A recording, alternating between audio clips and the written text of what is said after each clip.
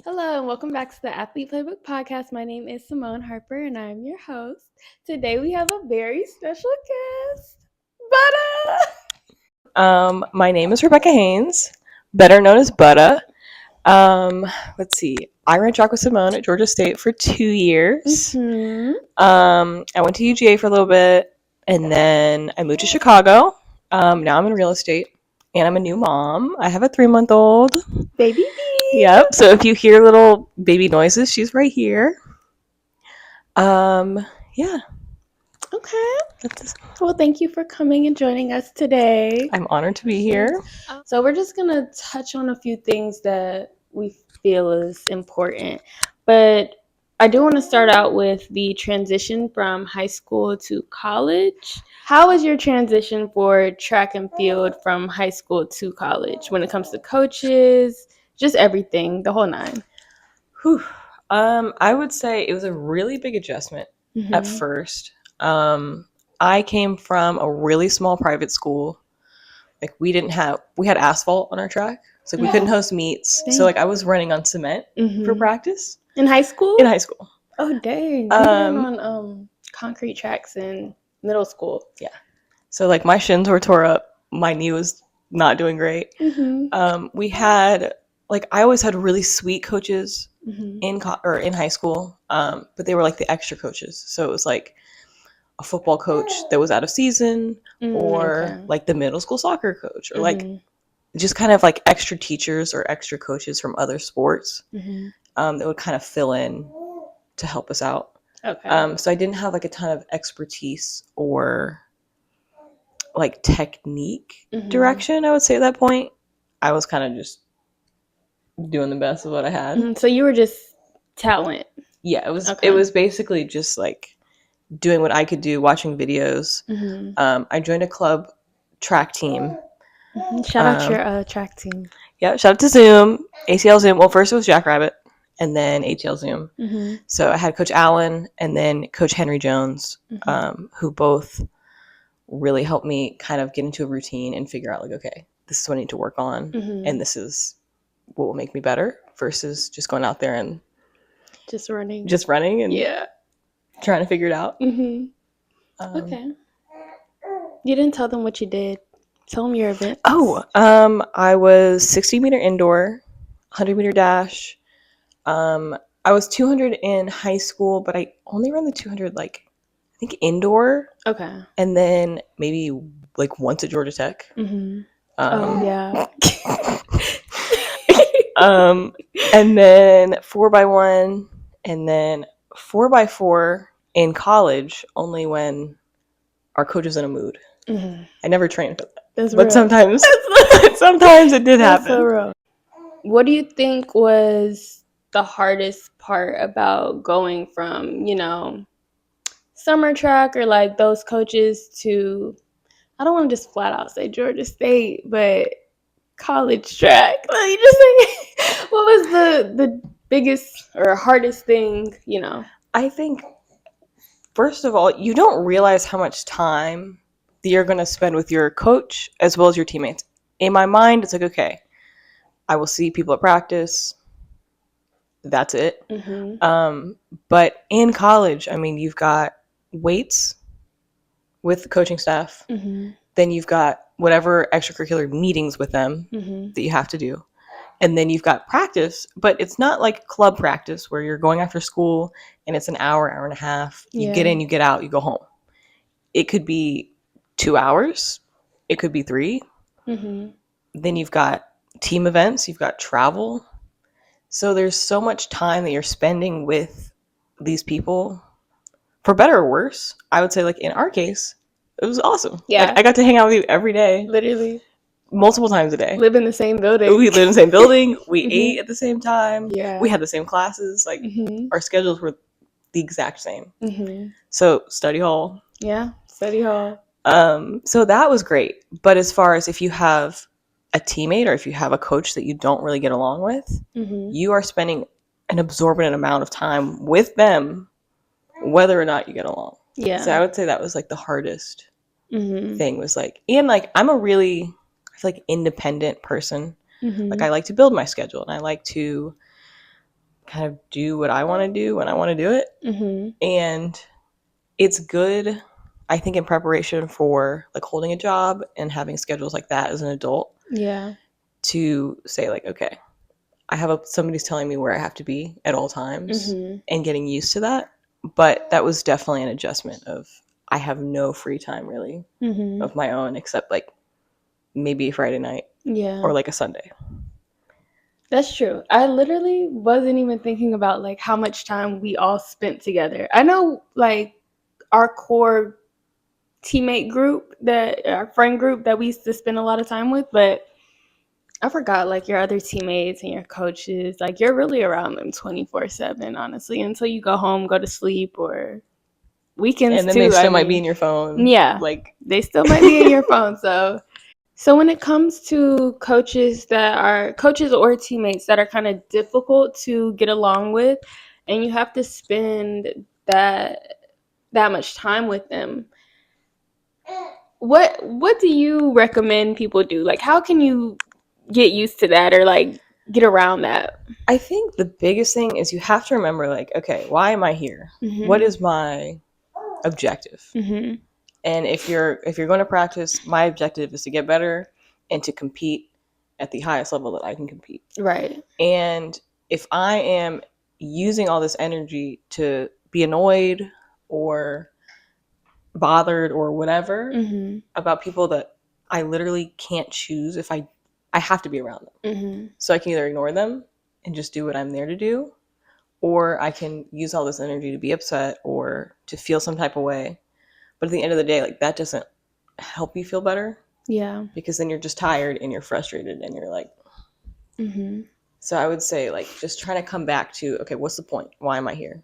I'm not here to like be friends with these people that I don't really care for. Mm-hmm. I'm here to get better at my sport, I would say. And having like good outlets, like away from practice or school. Like we would always go and get tacos or like try different food spots. We would do random stuff. We would do the most just random to like get out of our heads. Yeah. Or like go do a photo shoot or Mm-hmm. like walk around the city. We would just do a bunch of different stuff. And that like you kind of, it's like, okay, I am a real person outside of my sport. Mm-hmm. I still have choices of who I get to choose to hang out with in my spare time. Mm-hmm. And I can make that as pleasant as possible. Yeah. So then I have the energy and the patience to do the other things that I have to do that I may not want to do. Mm-hmm. I would say. That makes sense. What I do want to touch on though is, say you're doing all that and it's not really working out. Like, you're not really getting along with your coaches. You're not really getting along with your teammates. You can't really find peace in your situation, and your why just isn't enough to want you to stay in that situation. I do want to say, like, I definitely recommend looking into transferring. I do, because, like, I'm not saying the transfer portal was a good thing that they came up with and all the rules that come along with it, whatever. But I wouldn't recommend to be like a school hopper, if that makes sense. I only recommend it if you're in a real situation where you're like, I'm not benefiting from the coaching I'm getting, and I'm like miserable in this situation, because there's no win-win. I feel like if one or the other, okay, I'm getting better, but I'm not getting along with my teammates, maybe I can push through this, remember my why. But it's like if both things are kind of tainting, then I would recommend like looking into other places, because I have a teammate who wasn't really happy somewhere and she just transferred and now she's happy, like with the coaching style that she's getting and her teammates. So I think it's all like, finding the right place for you and the right type of coaches, because I think everybody, there's different strokes for different folks. Like some things work for some people and some don't. And I think realizing that it's okay. It's okay. It might not be your forever home, and that's okay. Yeah, I think that's a great point, because you kind of get in this mindset of like, all right, I'm attached to these people, I'm doing this thing, and it's tempting to be like, I'm just going to try to grind it out, and maybe I'm just going to be miserable, and maybe everyone's miserable, and this is just how it is. But you can absolutely use that opportunity to say, hey, let me take a step back. Why am I miserable? Is it stuff completely out of my control? Mm-hmm. I can't have peace with the situation. It's leaking into the rest of my life when I'm Right. not on the track or when I'm not at practice. And I think it's good to kind of exercise your options. Yeah. Do I need to transfer? Do I need to? Yeah. So I would say that's a really great point. Mm-hmm. It's not failure. I think there's sometimes a stigma of, oh, you're just going to quit. You're just going to quit on our team. You're just going to quit on whatever. Yeah. But if you're around people that really want you to succeed, they're not going to make you feel bad about transferring. Nope. They're not going to ostracize you. I mean, it shouldn't be an issue. Yeah. And if they don't support you, then maybe that's your answer. Right. That's it right there. And I don't want you guys to be scared of some coaches don't really like when some of their athletes want to transfer, which to an extent I understand. But then again, I just want you guys to not be scared. Don't let coaches hold anything over your head when you're trying to transfer and do X, Y, and Z. You have to think about yourself at the end of the day and where you want to end up being. If you want to be the best athlete you can be and you don't think you can do that at the spot that you're at, I'd say look into it.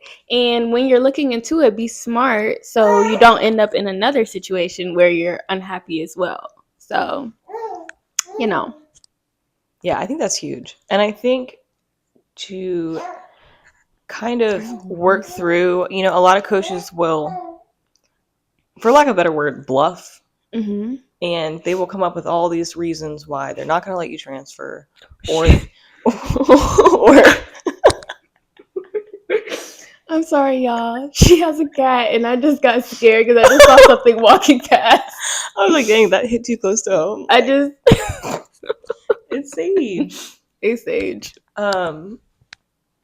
So they could try to come up with all these reasons to distract you, to deter you from transferring. But they only have so much power. Right. At the end of the day, they can't, in most situations, influence the staff at another school or how they feel or their policies on transfers. So I would say definitely don't be deterred or like freaked out. Even if a coach is, not super supportive of it, it doesn't mean it's the wrong choice. And I would also say when you are looking into schools, period, not even just transferring, but like initially, some coaches can definitely sell themselves really, really good.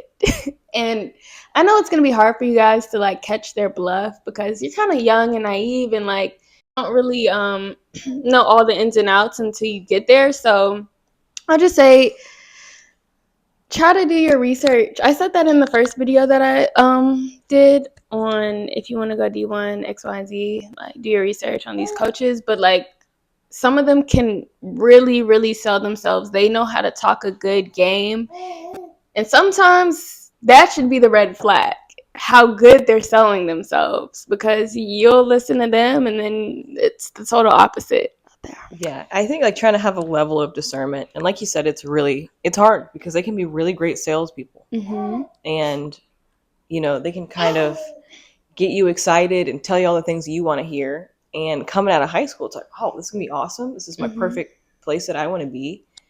And then you get there, and 6 months down the road, you're still waiting for the person that you met on your visit to behave how they did on your visit, and you realize that person doesn't really exist.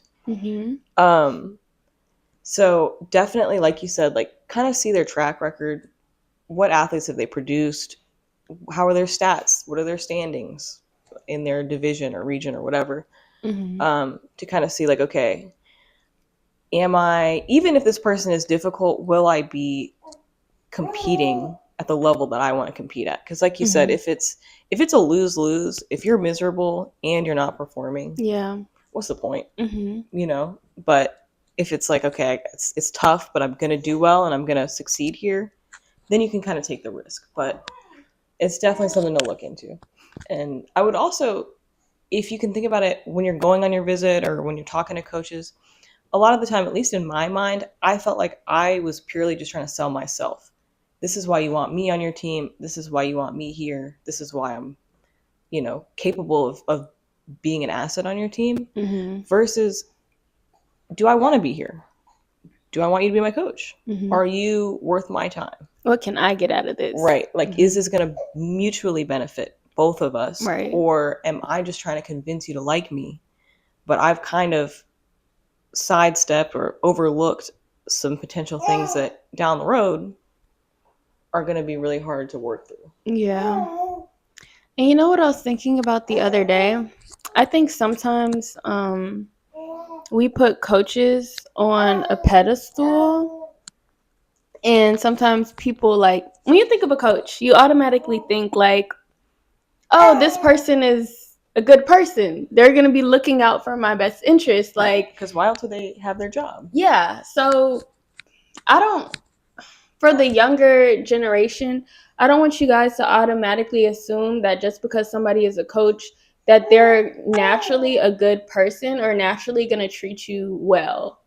Because a lot of the times, well, everybody's human, A coach is a coach, is a title. A teacher is a teacher. You've had bad teachers, you've had good teachers.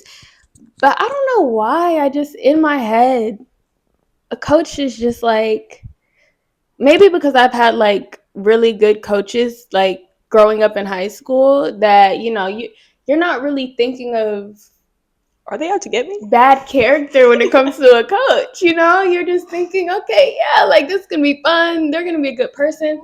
But you will come across like some coaches who like to hold things over your head, which is why, like, I was talking about the transferring thing. Some coaches do like to hold things over your head. They're not naturally like genuine people. That, like, I need y'all to know that every person is not a good person, and every coach is not going to be a good coach on or off the field. I mean, they could be a bad coach when it comes to teaching you stuff, and they can be a bad coach when it comes to character. You just never know. So, like, when she said, like, really looking into the school and, like, do you want to be there?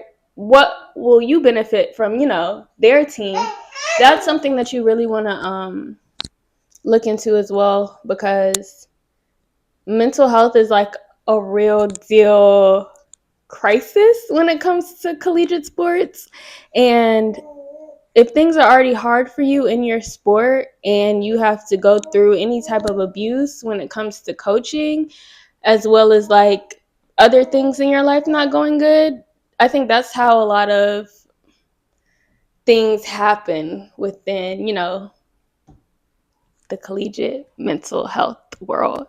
For sure. And I think definitely, even if you're new and this is your first year of college, if a coach is treating you in a way that you keep thinking, this just isn't right, like, this isn't respectful, no one's spoken to me like this before, they're holding stuff over my head, I'm getting bullied if I'm doing bad, I'm also getting bullied for some reason if I'm doing good, and you think, this just doesn't seem right, then it probably isn't. You don't have to gaslight yourself into, trying to make it something that it's not. If someone is treating you poorly, it doesn't matter if they're in a position of authority, it doesn't make it okay. And I think that's when, kind of looking into, do I need to transfer? Is this really where I need to be? Because there are a lot of coaches, for whatever reason, that aren't going to have your best, your best interest in mind, but you don't have to particularly deal with it. You don't have to choose to stay. And I think it's important, and it sounds cliche, but it's not your fault. And you can get in a situation where this person is making you believe that these little things that you're doing are kind of earning their bad treatment of you. So, if I forgot something, if I messed up something at practice, or if I am running a minute late or something, then the next 2 weeks of, I'm going to say, abuse are then justified. And that's just not the case. You're a human. You're going to make mistakes, especially as a freshman in college. You're trying to figure out 100 different things at one time. And none of those mistakes deem it appropriate or acceptable for someone to treat you poorly. Right. And speaking up, Sorry, guys. Sometimes my mind just draws blanks. But no, speaking up is really important because even if you do want to transfer, I think speaking up is still an important thing for the people that come after you. Um, don't be scared of being blackballed, I guess, or backfiring on you. Um, just make sure you're going to somebody that you trust, whether that's, we had therapists that came in and spoke with us if we, signed up or wanted to do it. I tried it out like twice, maybe 3 times. It was cool. But some of that stuff, you can let them know and they'll report it for you. It could be an I'm speaking. It can be anonymous. So never be afraid to speak up. I was going to say something else. Yourself. It's also, if you don't want to jump straight into the transfer portal situation and you think maybe there's a misunderstanding, maybe they don't understand that they're hurting my feelings or making me feel like shit. It's always, I think, worthwhile to have that conversation with your actual coach. If you pull them aside and say, hey, these X, Y, and Z that you've been doing, it's not working for me, man. I'm doing the best that I can. These are all the ways that I'm showing up and trying to be better. And I'm still being treated really poorly. And I feel like it's kind of disproportionate to how other people around me are being treated as well. I think it's always worth a conversation. And it's scary because I think, like you said, in high school, we're still young enough that it's a pretty big disparity between like athlete and coach, like as far as authority goes. That's an adult, that's somebody that we listen to, that's somebody that, up until this point has had our best interest in mind and, won't abuse that authority, but it's necessary to have that respect. Right. I think in college, yes, you absolutely need to respect your coaches and, they still are authority figures in your life, but now you're an adult. And the playing field is a little bit more level as far as you can come to somebody as an adult and say, hey, I don't want to be treated this way. I think this is wrong. Let's have a conversation about it. Same thing with a teammate. I think it's harder sometimes to talk to teammates because there's a lot more emotions involved. So that one can go either way. I think if it really comes down to it, have the conversation. But that one I was always more hesitant to get into. It's almost better to just like try to ignore them if you can. But I'll piggyback off the both of them actually. Being transparent with your coach is really important, I think, just to see if you can get anywhere with them before you take the big leap of transferring. Sometimes it ends up going good and sometimes it ends up you don't get anywhere, and it is what it is. But at the end of the day, just trying to communicate with anybody, period, is going to get you a long way in life. So when it comes to teammates, though, that's a little bit different. You do have teammates that do want the best for you, but it's just they don't know how to communicate properly with you. And not everybody takes things the same way. So I guess this goes for like if you want to say something to your teammate or if you are trying to receive something from your teammate, it's good to just come from a place of love and not you need to and like just a whole bunch of like extra and rah because not everybody takes things the same way. And I know if somebody is doing all that extra talking to me like that, it's not going to make me want to do anything that you need me to do any quicker, any better, So just communicating with your teammates, but out of a place of respect and same level or playing field, because I know you have your underclassmen and then your upperclassmen, but just because you're upperclassmen doesn't mean you have to talk down on the underclassmen. Yes. I think, like you said about the upperclassman thing, just because you're an upperclassman does not mean that you need to be a jerk to get your point across. Yeah, I definitely agree with that. And in high school, too, because I dealt with a girl trying to boss me around. She was in 12th grade. And I was in 9th grade, and I was like, girl, Like, I'm very respectful, but, like, the way she was going about it, no. I think she was just upset because I was faster than her. That's typically how that goes. And I was just like, girl, not doing this with you. But yeah. Yeah. So I think try to be respectful. Try to, I would say, diffuse the tension, because sometimes you get sick and tired of how someone is behaving. Mm-hmm. And man, it just sounds so good to just pop off Mm-hmm. and crash out and Mm-hmm. do the whole thing. Mm-hmm.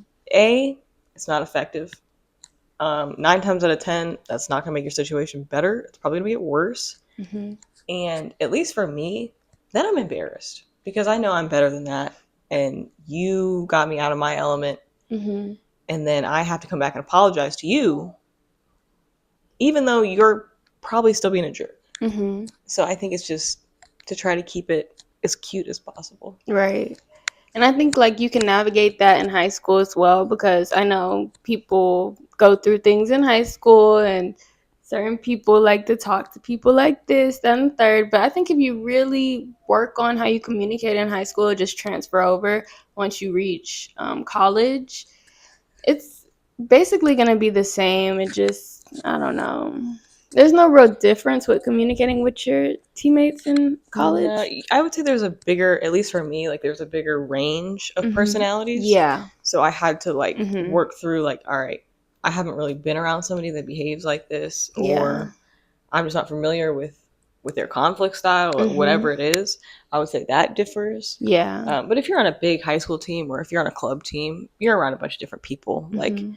I think, like you said, kind of working on that ahead of time so you Mm-hmm. don't get to college and feel unprepared. Like, okay, Mm-hmm. I know how to deal with difficult situations. I know how to stick up for myself. I know how to express myself respectfully, Mm-hmm. because that will transfer over after college. Right. Like that's a skill you can use for the rest of your life. In the workplace, Right. you're gonna need that. For sure. And you're going to have to be able to keep your cool Mm-hmm. even if somebody's treating you some type of way, and be professional and say, "Hey, this is not how we act." Whatever, whatever. Mm-hmm.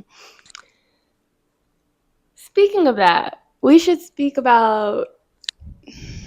I know we talked about like communicating with your coach Mm-hmm. and like telling them, you don't like this, that, and the third, like how they went about this. But I don't think people realize like some of those blow ups that you were talking about, like with teammates, when people like pop off, get out of character. That happens with coaches too in college. I've witnessed it with I've never like really done that, but I've seen it. And I think that type of composure is needed when it comes to coaches as well. Sometimes you are going to have coaches that are younger. They might not have the they might have growing to do, and they might handle things in certain ways that they shouldn't. But you being the athlete, you shouldn't let a coach take you there, especially not in public or at any meets or games or anything. Some football people go back and forth with their coaches like really intense too. Yeah. Yeah, that's a thing more so in different sports, but I have seen it in track and field as well. And at the end of the day, it just makes both of y'all look crazy. So being able to control your emotions and talk to each other like decent human beings is a big thing that I think needs to be worked on. Yeah, and I would say even if, say, a coach is coming at you crazy, Mm-hmm. that does not mean that you need to match their energy. That Right. doesn't mean that it's okay to get disrespectful. Mm-hmm. That just means, hey, I already know how to stay composed Mm-hmm. and to be respectful, and I'm being respectful because that's who I am. And Mm-hmm. if you want to act crazy, you do that, but you're not going to bring me there with you, Right. because it's not effective. And I think, I've been around coaches that you have to pitch a fit to get their attention, or for them to hear you out or pay attention. That's not your problem. That doesn't mean that you need to resort to that. I think that means you need to look into other avenues. And sometimes some coaches like want that out of you. They want to get that out of you. They get kicks and giggles out of it. Yeah. And then it's like, oh, ha ha, I wasn't even mad. I just wanted to get you mad. Right. And then it's that's so off-putting. Like, it's that's the only way to put it. It's so off-putting. That? Yeah. Like, oh, I was just joking. Mm-hmm. Well, now I'm gonna be mad for a week. Yeah. So I hope that was worth it. Literally, I think when it comes to me dealing with certain types of, I don't know, what's the word? I don't want to use disrespect, but like, I would say disrespect. we can go disrespect. That I don't blow up, but it makes me shut down. So if I'm at practice and you say something like very disrespectful to me or embarrassing, or I don't know, amongst other people, you're not going to get you're not going to get anything better out of me during that practice. Like, you just made me shut down completely, and I don't want to talk to you, you know? So I feel like the way you say things, or certain things that are said to you, can like definitely have an effect on you. But it's also on the other end, it wasn't my fault, the disrespect, but just learning how to react to it. Shutting down wasn't helping me at the end of the day, but that's how I cope with certain things. Everybody's different. So I think, just working on yourself and working on the way that you react to certain people can take you a long way.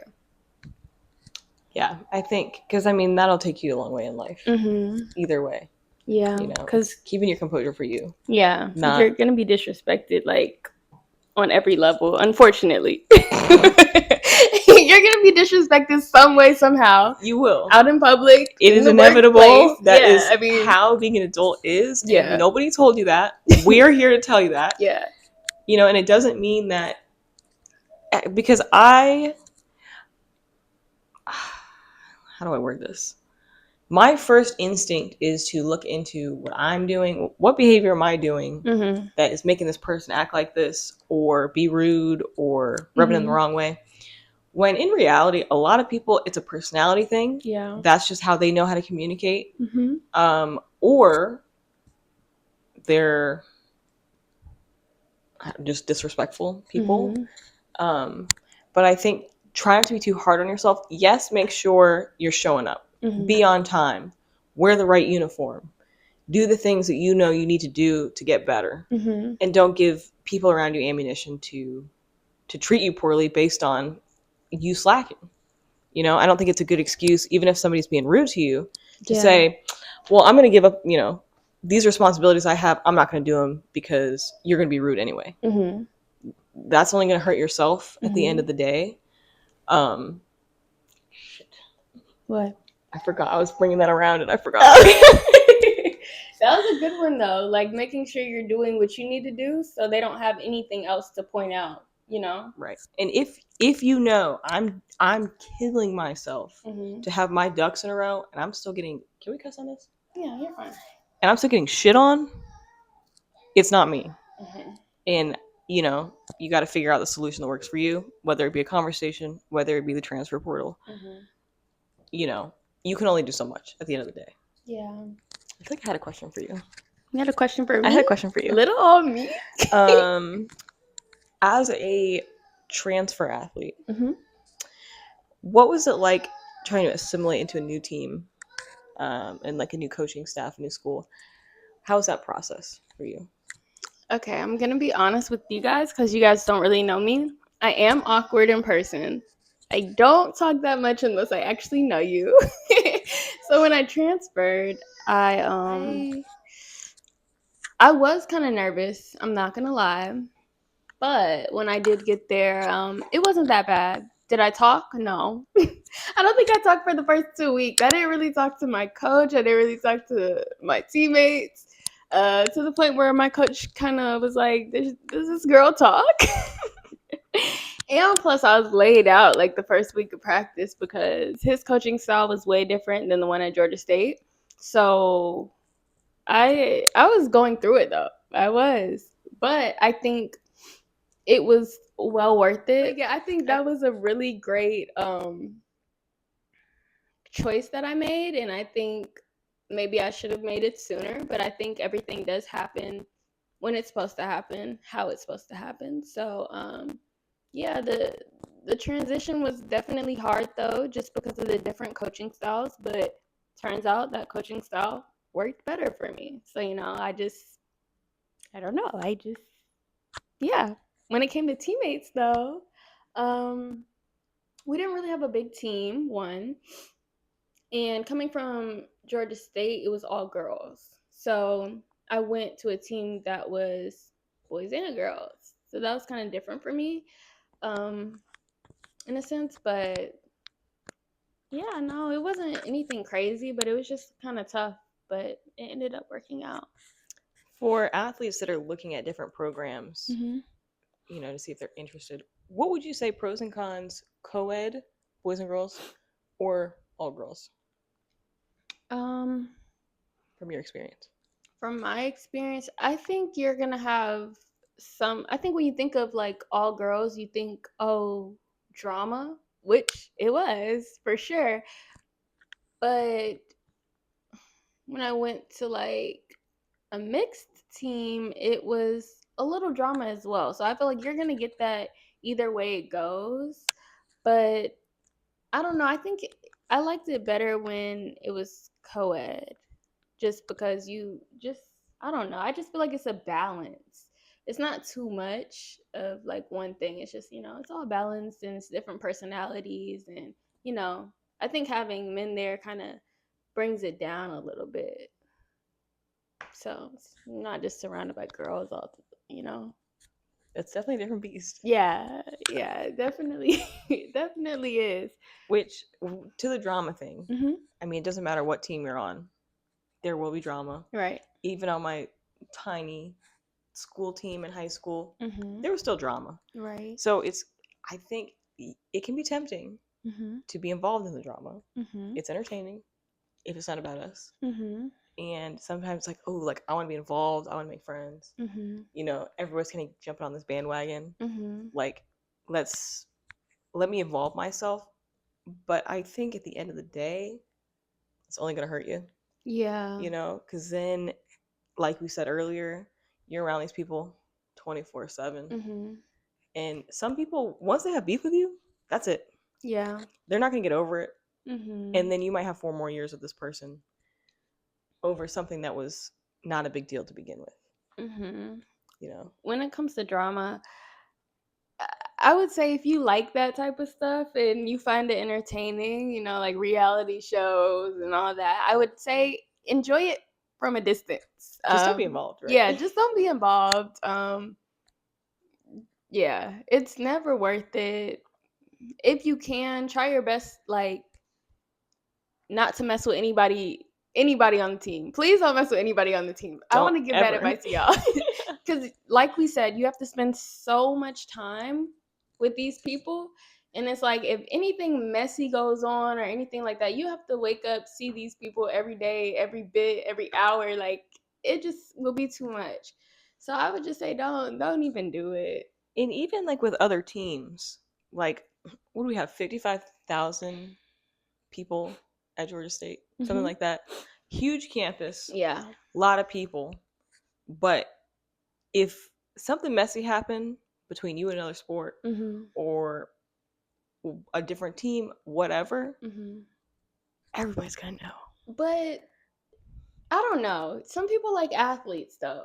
Like you want to date another athlete. No, I'm not saying to not. Okay. I'm saying to just be cautious. Yeah. Of how you behave, what you let people see, because it might feel like, oh, it's spread out. Oh, this person's on the basketball team. Nobody's gonna know about this. Yeah. Somebody's gonna know about it. And somebody's probably gonna tell somebody else. Yeah. And then you find yourself in a situation that you didn't want to be in. I'm certainly not saying if you date an athlete, you guys are in the same circles, you're going to the same parties, you've got similar schedules. Because trying to explain to somebody that doesn't have your schedule, I went through this with friends, high school friends, like in my transition to college, that would call me, text me, say, hey, like, you never make time for me. I don't have time. I love you. I don't have time to FaceTime you for 2 hours. I don't have 2 hours to myself to do that. It's not because I don't care, but it's because it's not an option for me right now. Yeah. So I think if you're looking to date people, it's a good pool to choose from. Yeah. You just have to kind of be careful. Yeah, be careful and be smart about it for sure. And if you already see your teammate messing with somebody, don't try to go snatch them. That's or a like huge one. Run up after. They're like, it won't be different for you. It's just, that's one of the main drama points when you get to college. It's always a boy, always a girl. It's like, And that like competitive part of your brain can say, no, but it's gonna be different for me, or I'm gonna come in there and do whatever, and he's gonna do right by me. He messed with he doesn't all of belong to it. the streets. He just hasn't met me yet. Yeah. No, it's probably gonna be the same, and then you're gonna feel silly because you saw him treat 5 different girls before you the same way, but you thought that couldn't be me, but it could, and it doesn't mean there's anything wrong with you, but it's just a risk. Yeah. And I mean, there are love stories that come out of collegiate sports. So I don't want to deter you guys and be like, you're not going to find love and don't mess with any athletes and don't do that. No, you might. You might. And I hope you guys do. Or just focus on yourself and your studies and your sport. That's the main thing you need to worry We knew like about. a lot of respectful like other athletes that were very genuine, very sweet. Sure. Yeah. We're not acting a fool. People that we still talk to. Yeah. You know, some not so much. But it's a mixed bag. Yeah. You just have to go into it knowing, like what you said with the coaches, not everybody has your best interest in mind. And, you know, in high school, you kind of have that closer bond, I think, of, you know who you can trust, you know who you're around. Yeah. You know, people are, I think, less, I don't know, people can be mean in high school. But there's less consequences, I think, in high school. Yeah. College, it can really just get out of hand. Definitely can get out of hand. In a different way than high school. I feel like as long as you guys aren't like going out searching for stuff and you just let stuff like happen and you just focus on yourself and what you need to do, you'll find somebody in due time. But you shouldn't be worried about that. No. Y'all are young and y'all need to be smart. Be smart. Okay? Be on time to practice. Don't get distracted by some little boy or girl that has got you all tore up, that now you are abandoning your responsibilities of schoolwork, of any type of practice or weight or anything like that, because it's easy to do and you think, oh my gosh, I love them, I'm sad. The schedule waits for no one, so you're just going to put yourself behind if you can't work through that. You know, so before we close out, I want you to say something that you would have told freshman Butta. ooh, just it could about be one like thing, it could be anything, just something that you want to say to freshman year Butta, or even sophomore year Butta before she stopped track. Ooh, that's a good one. That's I think a good we'll one. Go with that one. I would say, you're doing a great job. I think that in the moment it's hard for us to recognize that we're working hard and we're doing our best, and we can forget to kind of have grace and appreciate the effort we're putting into stuff. So I think kind of knowing like, hey, you're doing a great job. Things aren't panning out, but they will pan out. You won't feel like this forever. Things will get better. Things will get easier. And all of those difficult things that you're working through will be of benefit later on in your life. So it might be super uncomfortable, but it's helping you hone skills and tools that will help you be successful later on and make other conflict or things easier. Hey, Scotty! Hello. Scotty Marie. I was supposed to be sleeping, but she wanted to join the pod. She did. So you're not gonna close out without me. Everybody say hey to my niece. Say? No? Okay. Just as far as safety, and I don't want to sound like anybody's mom, but be aware of your surroundings. Be aware of the parties that you go to, the people that you go there with. You got to figure out, A, is somebody driving? Should they be driving? Do I need to get in the car with them after the party and drive home with them? Do I need to Uber? Where is this party at? Yeah. Who's going to be there? How do they behave? There's a lot of situations, I think, that we could both agree could have gone really poorly. Oh, bad. Really, really bad. Yeah. We were always okay. Everything was fine. Thank God. But I look back at freshman me and I think,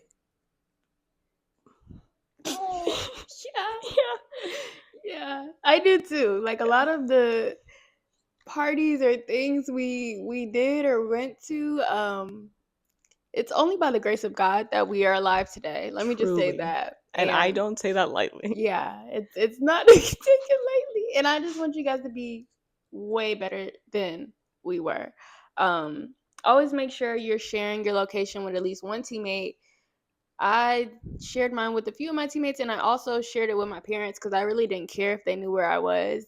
I mean, it's a safety thing. They're never like doing too much, so I didn't mind sharing it with my parents. But just make sure somebody, at least one person, knows where you are at all times, and don't go anywhere alone. Always go in groups, grocery store, whatever. I don't care. We always like moved in packs, and I think that's the reason why we were so safe.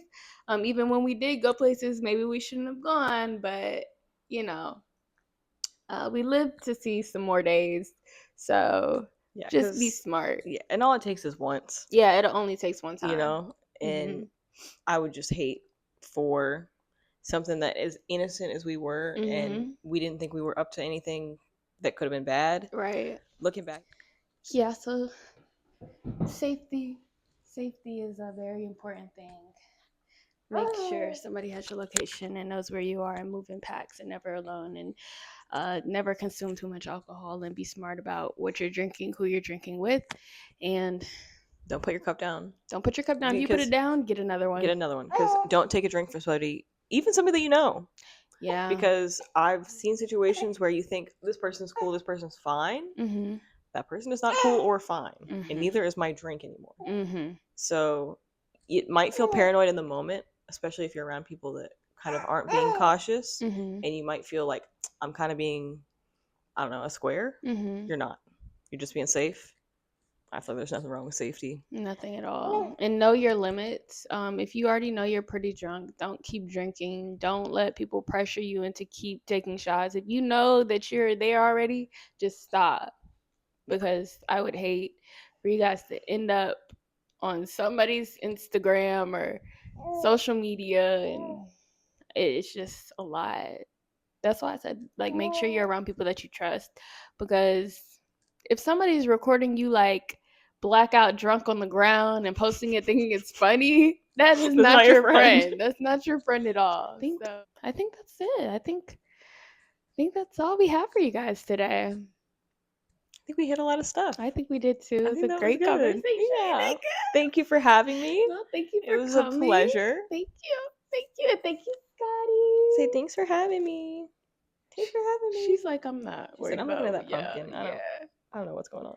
You have any closing words? Maybe?